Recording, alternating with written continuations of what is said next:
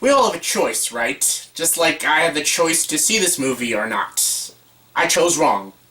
Hey everyone, welcome to another review, and here's my review for the movie The Choice. Yes, the movie The Choice stars Benjamin Walker, Teresa Palmer, Tom Welling, Tom Wilkinson, and Alexandra Daddario. And this is, what, the 10th installment for a Nicholas Sparks book, novel, fucking thing? Yes, if you're not familiar with Nicholas Sparks' work, he has made a lot of these romantic novels that I've never read, and they've all been, a lot of them have made into movies like Dear John, The Notebook, A Walk to Remember, The Lucky One, Safe Haven, and so on and so forth. And now we have the movie The Choice. Yes, The Choice is about these two neighbors, and they get connected by their dogs. Yes, his dog knocks her dog up, and basically they have puppies, and basically they start bickering with each other, and eventually they fall in love with each other. And they both have a boyfriend and girlfriend, so they have to make a choice whether to dump their boyfriend and girlfriend and be with each other.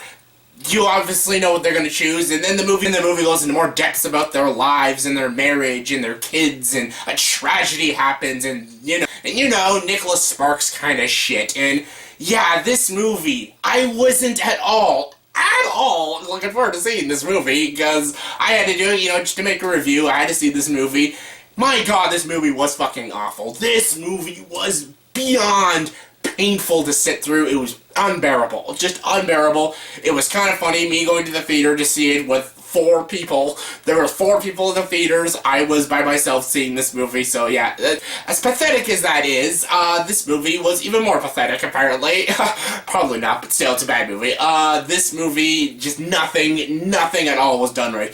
Every performance in this movie was horrendous, just terrible. Every ounce of delivery was done wrong, the direction was wrong, the writing was wrong, the characters were so cliched and formulaic and one-note characters. The romance is not at all viable. The two leads have zero chemistry with each other.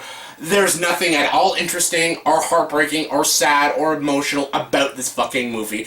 You'll cry more in The Notebook. I don't want to diss The Notebooks. I know a lot of people love The Notebook. You know what? I like elements of The Notebook. I can admit that. There's some good shit in that movie. Do I like the movie? Not really, but there's some good stuff in it. This movie has nothing good in it.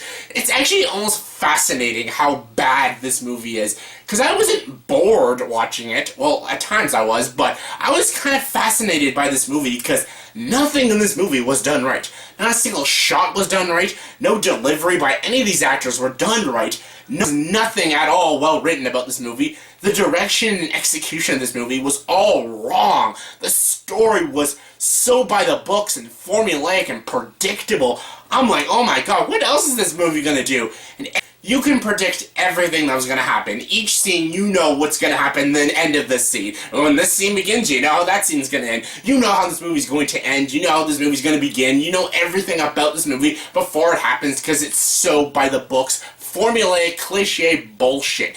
This movie is not even a good movie to take your significant other for a late Valentine's Day movie. This is not at all good. This movie is not good at all. Director Ross Katz clearly had no idea what he was doing. The writer of this movie clearly had no idea what he was doing. None of these performances were done unwell. The lead guy, Benjamin Walker, probably gives the worst pile of acting in any of these Nicholas Sparks movies. His acting was so bad. It was bad. Like, it was almost embarrassingly bad. All these actors are trying, but everyone is awful in this movie, just awful. Tom Welling is in this movie, actually, as probably the most likablest character, and the character the main girl probably should have ended up with, but she chooses the lead guy who has no ounce of personality. But yeah, Tom Welling from Smallville's in it, and yeah, he's not good either, but he's probably the only character I liked in this movie. I'm like, well, he's actually kind of a likable guy, but of course she doesn't choose him. And yeah, Teresa Palmer, I know she's a great actress. I know she can do romantic movies. I saw Warm Bodies. Warm Bodies is a great movie. Again, she was really, like, she's trying. I can tell everyone in this movie is trying, but because this movie is so poorly directed, it was just awful, just embarrassing to watch. And yeah, this movie will make you suffer. All you guys out there, if your girlfriend drags you to go see this movie, it's a grind through. Like, you will be looking at your watch or looking at your phone, waiting for this movie to fucking end. But yeah, I was at times, but at times I was kind of fascinated by this movie because of how horrible it was. Everything in this movie was done wrong.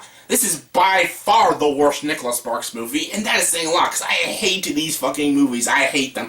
I hate Safe Haven, and I hate The Lucky One. I always thought those two were the worst Nicholas Sparks movies, but this movie somehow was worse than all of them. This is very, very cliched, formulaic bullshit.